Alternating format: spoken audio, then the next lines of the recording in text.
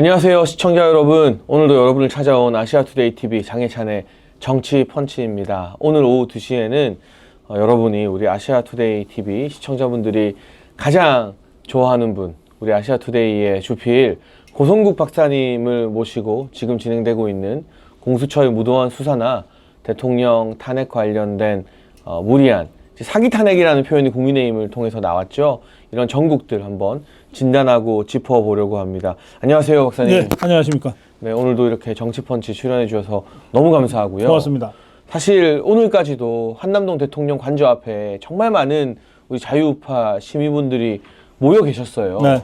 그래서 그분들 덕분에 사실 공수처가 체포영장의 무리한 2차 집행을 포기하고 이걸 뭐 경찰로 넘기겠다는데, 네. 제가 방금 뉴스를 보니까 경찰에서는, 국수본에서는 공수처 뭐 문서에 법적인 문제가 있어서 우리가 이거 못 받는다, 서로 옥신각신하고 있는데 이거 우리가 해냈다. 예. 정말 추운 이 날씨에도 관저 앞을 지켜주신 여러분들이 해낸 거다라고 말씀드려도 되는 상황일까요? 아, 그렇습니다. 예. 지금 말씀하신 대로인데요. 지금 경찰의 국수본이 서류 문제라고 하는 게 뭐냐면 영장에 공수처 검사의 수사 지휘 이렇게 돼 있어요. 네. 그러니까 계속 공수처가 하고 우리는 협조하라 그러면 협조할게. 왜 우리한테 떠넘기냐 이겁니다.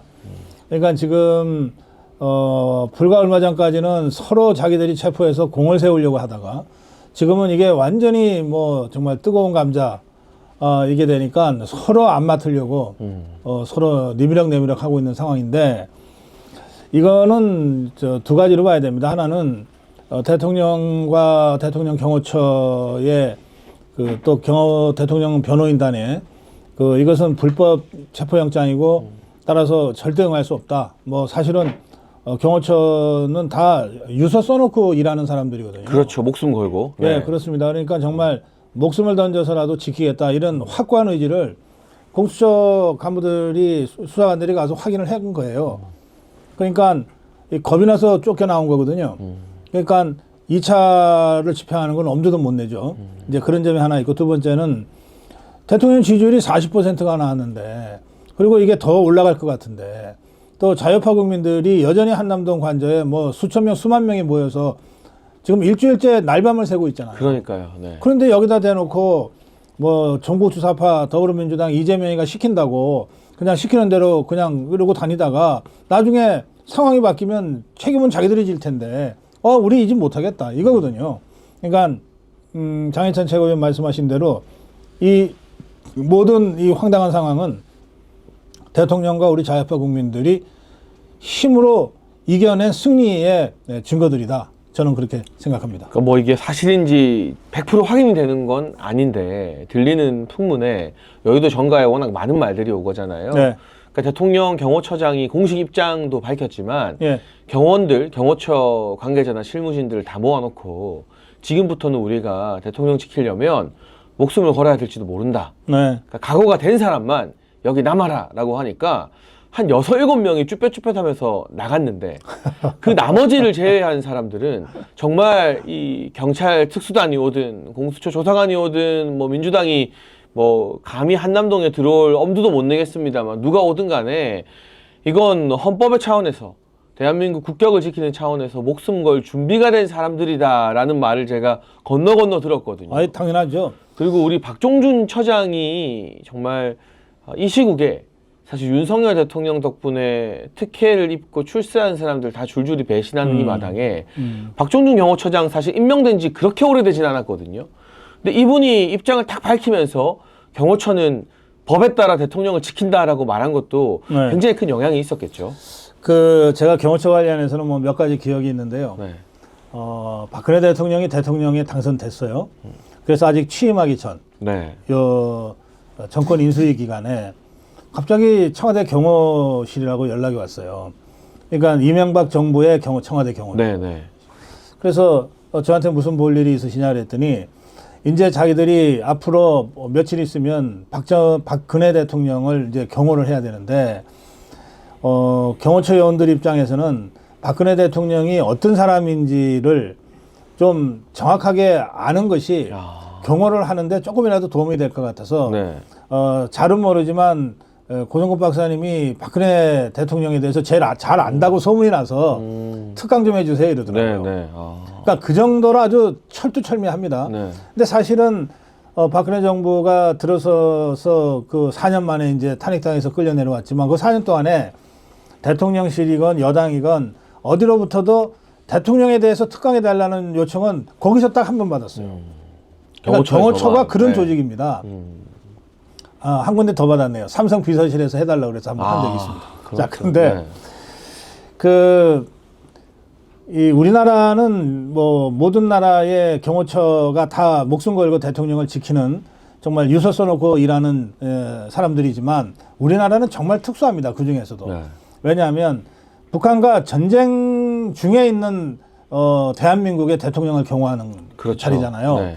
실제로 1.1 사태 대통령 암살하러 저 인왕산 끝까지 왔잖아요. 무장공미들이 내려오고 했었죠. 그렇지 네. 않습니까?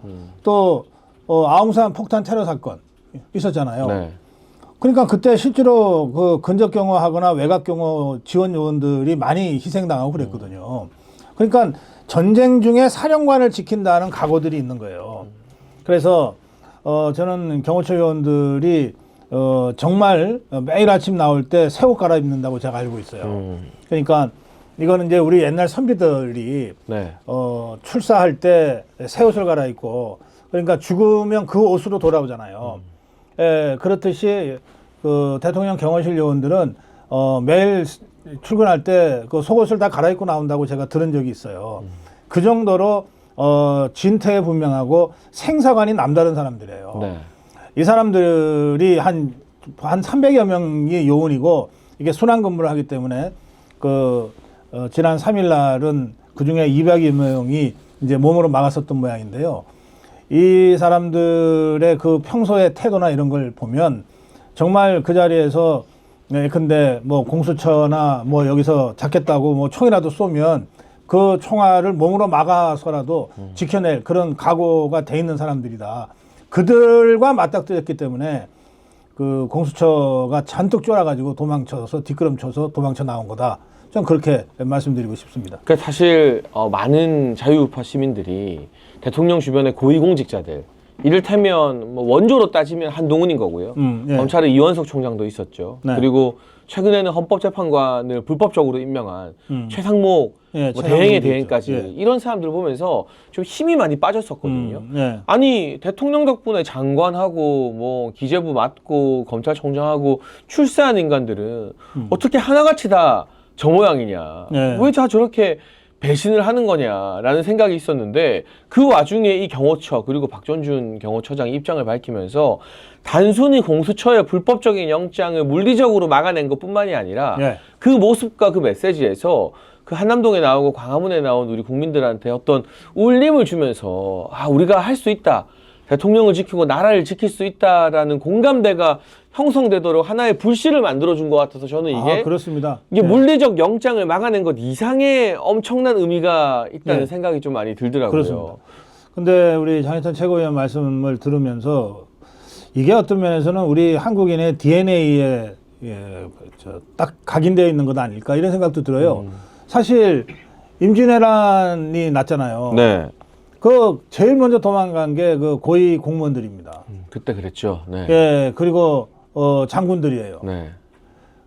그러니까 그 텅텅 빈 성을 지키던 게 우리 백성들 아닙니까? 의병들이 일어나고 예. 막. 네. 평소에는 맨날 이 관료들 고위 공무원들 지나갈 때는 걷지도 못하고 그냥 무릎 꿇고 앉아 있어야만 됐던 길거리에 천푸덕 지나갈 네. 때까지 네. 높은 사람들이 이랬던 국민들이 정말 국가가 위난에 처하니까 떨쳐 일어나잖아요. 그 임진왜란 때 수많은 의병들이 나라를 구했는데 그 수많은 의병들의 절반 이상이 남명 조식 선생 문화였습니다. 네. 그 남명 조식 선생은 이제 영남 사림의 그 대표적인 분인데 이분은 평생 출사를 한 번도 안 했어요. 그러니까 벼슬을 한 번도 안 했습니다. 그런데 이분이 늘 칼을 차고 다니면서 평생 학문을 게을리하지 않고 후 제자들을 가르쳤는데 그 제자들 중에 이제 홍희 장군, 곽재우 장군도 있고 그렇습니다. 임진왜란 때 절반의 의병장들이 이 남명선식 문화에서 나왔다는 거거든요. 네.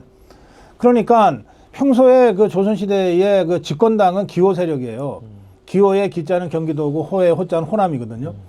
여기가 다 떵떵거리면서 권세 누리고 뭐 저 다 했어요. 근데 막상 위기가 닥치니까 그 기호 지방에 있던 이 세력들은 다 도망가 온데간데 버리고. 없이 사라지고 평생 벼슬 한 번 하지 못했던 남명선생의 그 이 제자들이 전부 일어나서 의병장이 돼서 목숨 걸고 싸웠던 거예요. 그러니까 저는 그 이번에 그 한남동에 그 눈 내리는 날 그 눈을 피하지도 않고 막 막으면서 밤을 샜던 분들 있죠. 아니 그분들이 바로 21세기 대한민국의 의병들이지. 그들이 나라를 지키고 대통령을 지킨 분들이지 하는 생각이 든단 말이에요. 예, 그 점에서는 우리가 지금 경호처 박종준 처장이나 김성훈 차장의 그 기계를 높게 삽니다. 그러나 어떤 면에서는 그 사람들은 마땅히 해야 될 의무를 다하는 것이죠. 하도 의무를 안 지키는 것들이 많으니까 네. 그 와중에서 의무를 지켰다는 것만으로도 우리가 높게 평가하지만 그러나 아무런 뭐 이럴 필요 저럴 필요도 하나도 없는 국민들이 그 현장을 지키고 있잖아요. 이분들에 대해서는 정말 끝없는 존경의 마음, 정말 감사의 마음 이런 것들을 전해야 된다고 생각합니다. 그러니까 저도 주말 밤에 네. 늦은 시간에 이제 제가 전당대회 하고 할 때 저 따라다니고 응원했던 청년 당원들이 밤샘을 한다고 해서 예. 커피를 좀 사주려고 예. 이 한남동에 가서 커피도 사주고 이야기도 좀 조용히 하고 왔습니다. 그 청년들이 모였던 게 한남초 앞에. 한남초등학교 예. 앞에도 있고 또 혹시라도 이 친구들이 심야에 뭐 경찰이나 공수처에서 기습적으로 들어올까봐 아하. 그 한남초 앞쪽에 육교가 하나 있어요. 아, 맞아요. 그 예. 육교 위에서 보초를 서는 아하. 친구들이 있어요. 예. 왜냐하면 예. 어르신들은 거기 너무 추우니까 그렇죠. 이 밤새 뭐 조를 바꿔가서 육교 위에서 뭔가 이상한 차량이나 버스가 혹시라도 오면은 그거 빨리 네. 알려야 되니까. 네, 네. 그 제가 뭐 다 저 따라다니고 같이 했던 우리 청년 당원들이고 하니까 커피도 사주고 하면서 이제 무슨 말을 했냐면 예. 이게 저 같은 사람이 백방으로 방송한다고 막 다니고 있지만 아 진짜 내가 대부분 다 저보다 후배들이거든요. 동생들이고 네, 네. 30대 초중반에 아 너네들 보니까 내가 부끄럽다. 정말 너네들이 나보다 훨씬 낫다라는 이야기가 현장에서 그렇죠. 저절로 나오더라고요. 그렇습니다. 그러니까 이번에 네. 이 한남동에 우리 국민들 시민들이 모이면서 사실 또 이 이야기를 꼭 하고 싶은 게 오늘 아침에는 대통령 관저 앞에 약 40여 명의 국민의힘 국회의원들이 나왔거든요. 예. 그러니까 일단 나온 사람들 저는 뭐 칭찬해주고 뭐 뒤늦게라도 네. 나왔으니까 저 박수 쳐주고 싶네요. 주고 싶지만 예. 네. 근데 그 사람들이 먼저 이 싸움을 이끌어간 게 아니라 당연하죠. 우리 국민들이 시작한 싸움에 네. 그 고관대장이나 장군이어야 될 국민의힘 국회의원들은 눈치 좀 보다가 이거 이길 것 같으니까 이제 뒤늦게 달려오는 네. 거란 말이죠. 네, 이것도 그렇습니다. 박사님 말씀해주신 임진왜란 때랑 거의 비슷한 네. 모습인 것 같아요. 아니 뭐 이길 것 같으니까 뒤늦게 숟가락이라도 하나 들고 같이 하겠다 그러니까 박수 쳐서 저 환영합니다. 네. 환영하지만 나중에 이 대통령 복귀 후에 이런 것들은 다 좀 정말 차분하게 좀 따져서 평가하고 아니 일이라는 게 그거 아닙니까? 공세운 사람한테 상을 주고 잘못한 사람한테는 벌을 줘야죠.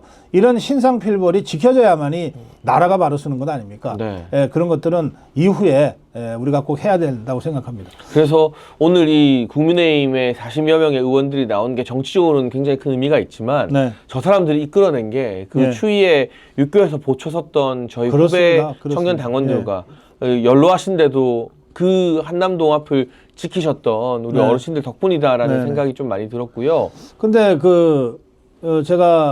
저는 이제 주필로 우리 아시아 투데이와 아투 TV를 전체로 이렇게 좀 들여다보는데 우리 장혜산 최고위원이 진행을 할 때 뭐 이제 거의 다 사라졌다고 생각은 합니다만 여전히 몇 분이 따뜻한 스튜디오에서 방송만 하지 말고 현장 나와라 뭐 이런 뭐 그런 분들도 있죠. 댓글들 네. 올리신다 그러는데 네, 네. 아니 현장도 지금 말씀하시잖아요. 정말 꼭 필요할 때 어두컴컴한 때 나 장혜찬입니다 하고 광고하는 게 아니라 정말 거기 있는 분들 찾아서 손잡고 격려하고 아니 이런 게 진짜 우리 자유파가 해야 될 이 의로운 행동들이라고 저는 생각합니다. 그런 점에서는 앞으로 그런 댓글 좀 달지 마세요. 네. 뭐 또 저한테 더 많은 걸 바라고 기대하는 분들의 어떤 기대감이라고 제가 생각하고 있고요. 다들 네. 지금 이 싸움에서 정말 이 육군, 해군, 공군 다 같이 연합군을 형성해야 된다고 저는 그렇게 생각하고 있습니다. 네. 또 그런 차원에서 한 가지 제가 소개드리면 오늘 4시에 고성국 박사님 이 현장 가셔서 거기 계시는 분들에게 네. 나눔 봉사활동 한다고 하는데 한번 소개 부탁드려도 될까요? 아, 예. 아니, 우리 아미고 회원들이 전국에 한 2만여 명 되는데, 네. 이분들 중에 현장에 매일처럼 나오시는 분들도 물론 계시죠. 근데 정말 여러 가지 이유로 마음만 오고 몸은 못 오시는 분들이 많잖아요. 그런 분들 있으시죠. 네, 이분들 중에 이제 울산에 계시는 분들이 갑자기 이렇게 현장으로 생중계되는 우리 자유파 유튜브를 보면 알잖아요. 네. 아, 저 추운데 오후 한 서너 시쯤 되면은 배가 출출할 텐데 그 근처는 먹을 만한 데도 마땅치가 않잖아요. 네. 그러니까 그분들한테 뭐라도 좀 드려야 되겠는데 해서 떡을 보내셨어요. 그게 한 750인분. 네. 아. 그래서 그걸 해드렸어요. 네, 네. 그랬더니 그걸 보고 대구에 있는 아미고 본부에서 네. 한 1000명분을 또 보내셨어요. 아, 네, 그거 제가 네. 어제 했거든요. 네. 그러니까 오늘은 우리 아미고 고문단에서 네. 2000명분을 하겠다. 네, 네. 그 지금 2000명분 나눠드리려면 1시간 반은 걸리는데 어쨌든 가지고 갈 겁니다. 4시에. 그리고 그 떡 전에 이머전시 블랑켓. 네, 네. 이게 영어 이름은 그렇더라고요. 네. 비상 보온용. 근데 갑자기 체온 떨어지고 할 때 예, 예. 덮을 수 있는. 그걸 이제 반짝반짝하는 거 흰 거. 네. 은박. 그게 보니까 요만해요. 네. 그냥 이렇게 주머니에 넣고 다니다가 담배값만 하고 담배값보다 더 가벼워요. 네, 네. 그런데 그걸 펼치니까 전체가 확 펼쳐지면서 네. 온몸을 감쌀 수가 있는데 네. 저게 설마 보온이 될까 했더니 진짜 보온이 된다는 거예요. 근데 그게 일반인들은 잘 모르시기 때문에 일반 다이소 같은 데서는 안 파나 봐요. 그래서 그거는 아웃도어 전문점에서 판다고 부산의 아미고 회원들이 그거를 여기저기 가게에다가 연락을 해가지고 1,400개를 모아주셨어요. 이야. 모셔가지고 보내주셨어요. 그거는 돈이 문제가 아니라 정성이 정말 그럼요. 어마어마한 거네요. 그래서 그게 이제 철야투쟁하던 이틀째 저희들이 그거를 가지고 나가서 나눠드렸거든요. 네. 그러니까 지금 왜 눈 맞으면서 이렇게 은박지를 이렇게 몸 감사하신 분들이 거의 대부분 저희 부산 아미고 회원들이 모아주신 이 이머전시 블랑켓 이거를 하신 것 같아요. 하여튼 이게 이제 우리 자유파의 마음이잖아요. 네. 막상 이제 현장도 가보시고 다 하시니까 우리 한남동 현장이나 광화문 현장이 밖에서 볼 때는 무슨 수십만 수백만이 모인 집회라서 엄청 막 무서울 것 같지만 전혀 안 그렇잖아요. 네, 네. 거의 그 집회장에 들어가면 그렇게 편안하고 기분 좋을 수가 없어요. 그리고 서로 덕담을 엄청 나누시더라고요. 그러니까요. 정말 나온 사람들끼리. 진짜 좋은 기운들이 모여 있는 거예요. 좋은 네. 기운들이. 그저 좌파 집회하고 완전히 달라요. 맞습니다. 그러니까 그래서 바로 이런 힘이 모여서 지금의 이 국면 전환을 이뤄내고 있지 않느냐, 저 그렇게 생각합니다. 그러면 이제 마지막으로 이 공수처 이 체포영장 집행과 관련해서 한 가지만 더 박사님의 고견을 여쭤보고 싶은데 지금 일단 공수처의 1차 영장 집행 무산됐습니다. 무산됐어요. 우리 국민들이 해냈습니다. 그 경찰로 넘긴다는데 경찰도 난색을 표하고 있잖아요. 근데 여기서 포기할 저 좌파 카르텔들이 아니지 않습니까? 아니죠. 어떻게든 체포영장을 연장하든 아니면 아예 사건 자체를 경찰로 넘기든 뭔가 이 좌파들의 2차 음모가 도사리고 있을 것 같은데 계속해서 그러면 한남동 관저 앞을 사수하는 게 앞으로의 가장 중요한 전선이 될까요? 좀 어떻게 전망하십니까? 우선은 이제 오늘 12시까지로 집행이 안 되면 이제 체포영장은 이제 휴지장이 되는 겁니다. 1차 영장 이제 무효가 되는 거죠. 그렇습니다. 그러고 나면 경찰이 넘겨봤든 뭐 하든 이자들이 다시 한남동 앞에 나타나서 대통령 체포하겠다고 협박을 하려 그러면 뭔가 종이 쪼가리 하나는 들고 와야 됩니다. 법원이 발행한 체포영장을 다시 발부받아서 갖고 와야 되거든요. 그건 우리가 알게 돼요. 적어도 변호인단은 알게 된단 말이에요. 그렇죠. 그러니까 그게 3일 후가 될지 일주일 후가 될지 모르지만 그때까지는 뭐 아무나 가서 문 열어라 나 체포한다 이건 아니잖아요. 그렇죠. 그러니까 일단 오늘 밤 12시까지 지킨 다음에는 한남동의 관저 앞은 극소수는 계속 남아서 상황을 좀 볼 필요는 있지만 일단은 다 철수해도 괜찮습니다. 다시 내일 모이든 일주일 후에 모이든 그때 필요할 때 다시 모이면 돼요. 근데 중요한 것은 일단 주 전장터가 한남동 관저 앞에서 이제 헌재 앞으로 옮겨집니다. 어쨌든 헌재는 변론을 시작했고 그렇죠. 그리고 윤석열 대통령은 헌재에 가서 한 번은 직접 육성으로 얘기하겠다고 하고 있으니까. 그걸 생중계하라라는 게 네, 대통령 그렇습니다. 측의 요청이고요. 그래서 네. 헌재 앞으로 전장터가 옮겨지면서 매주 토요일 날 하는 광화문 집회는 그것대로 계속합니다. 왜냐하면 지금 뭐 200만, 300만이 모이고 있기 때문에요. 네. 헌재 앞에서 2, 300만 명이 모일 공간이 없어요. 거기 안국역 그쪽에 굉장히 네. 좁잖아요. 길이. 네, 그렇습니다. 네. 그래서 뭐 광화문에서 안국역까지 이렇게 멀지가 않기 때문에 일단 토요일 광화문 집회는 광화문에서 계속 하고 네. 필요하면 거기서 안국역까지 그냥 정말 급한 걸음으로 달려가도 20분, 30분이면 도착하는 곳이니까 네.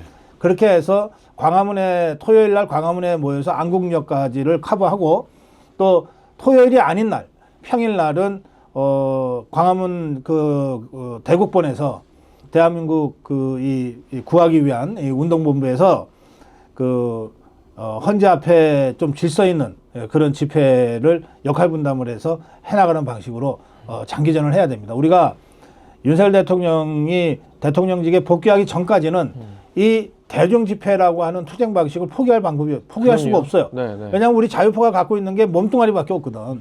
뭐 언론이 있습니까? 뭐가 있습니까? 우리 자유파 몸뚱아리밖에 없잖아요.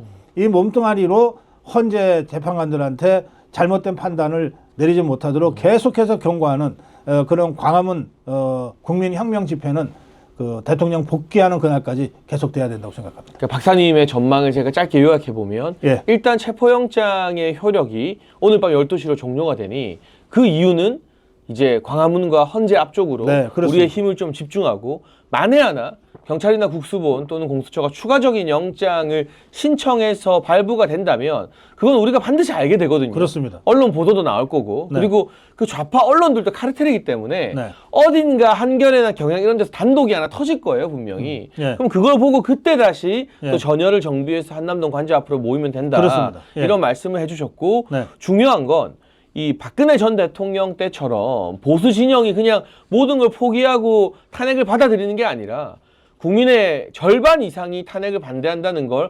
헌법재판관들과 저 언론사 카르텔들에게 보여줘야 된다는 사실이잖아요. 그렇습니다. 예. 그래서 우리가 계속 모여야 된다는 건데 예. 한 가지 고무적인 것은 우리 아시아투데이도 이제 메이저 언론으로서 종합일간지로서 매번 그 한남동과 광화문 집회를 지금 촬영하고 생중계하고 있잖아요. 그렇습니다. 예. 근데 그전에는 다른 언론들은 여기서 사람이 아무리 많이 모여도 약간 투명인간 취급을 하다가 최근에는 조금씩 논조가 바뀌고 이 대통령 탄핵을 반대하는 국민들이 이렇게 많구나, 열기가 이렇게 안 죽고 더 뜨거워지는구나의 기성 언론들도 좀 뜨거 놀라면서 예. 약간씩 전반적인 사회의 기류가 바뀌고 있는 것 같아요. 박사님. 그렇습니다. 예. 뭐 조중동 하는데 네. 뭐 조선이 제일 그래도 일종의 시그너처인데 네. 예, 조선 논조 오늘 아침에 보시면 아시겠지만 많이 바뀌었어요. 이제 이게 특히 이 기성 언론들이 자기들이 봐도 황당한 상태는 뭐냐면 내란죄를 뺀 거예요. 지금들은 어쨌든 내란죄를 범했다고 대통령을 탄핵해야 된다고 계속 그 기조로 써왔는데 그렇게 몰아왔는데 아니 갑자기 이것들이 내란죄를 뺀다 그러니 이게 완전히 닥쳤던 개꼴이 된 거 아니에요. 네. 그래서 급격하게 논조가 좀 바뀌고 있어요. 그리고 대통령 지지율 40%. 네. 이거 우리 아시아투데이가 조사해서 발표했잖아요. 그렇죠. 네. 그러면 기성 언론이 다른 언론사가 여론조사한 거를 제대로 보도해 줍니까? 얼마나 인색합니까? 일부러 개무시하고 그러는데. 네. 반영을 거의 안 하죠. 근데 이번에 굉장히 많은 언론들이 다 아시아투데이 조사를 인용해서 보도를 했어요. 네. 그것도 상당히 주요한 뉴스로 보도했어요. 그러니까 뭔가 굉장히 크게 바뀌고 있는 거예요.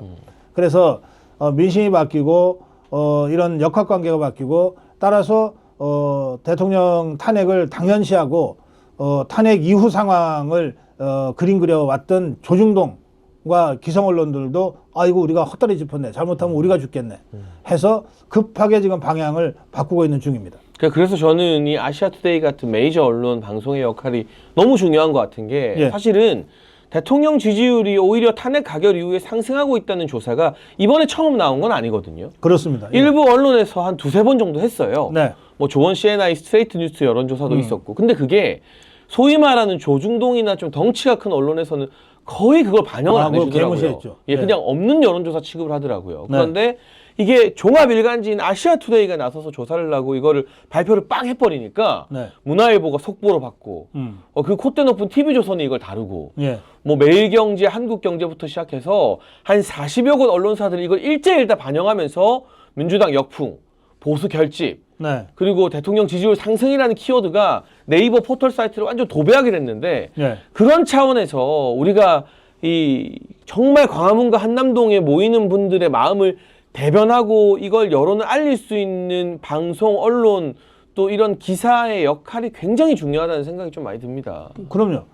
우리가 8년 전에 여론전에 일방적으로 밀렸기 때문에 네. 박근혜 대통령을 정말 어이없이 잃었는데 네. 지금은 비록 언론 지형은 여전히 우리한테 불리하지만 우리가 일방적으로 여론전에서 밀리는 건 아니거든요. 그렇진 않죠. 네. 예. 그러니까 이런 이제 아시아투데이가 특히 이 종합일간지 중에서는 거의 유일하게 탄핵 반대를 거의 공개적으로 주장을 해왔지 않습니까? 네. 그런데 이런 주장 저런 주장은 다 있을 수 있어요. 근데 조사는 객관적인 숫자잖아요. 조사를 딱 내보이니까 이제 더 이상 기성 언론들도 안 따라올 수 없게 된 거죠.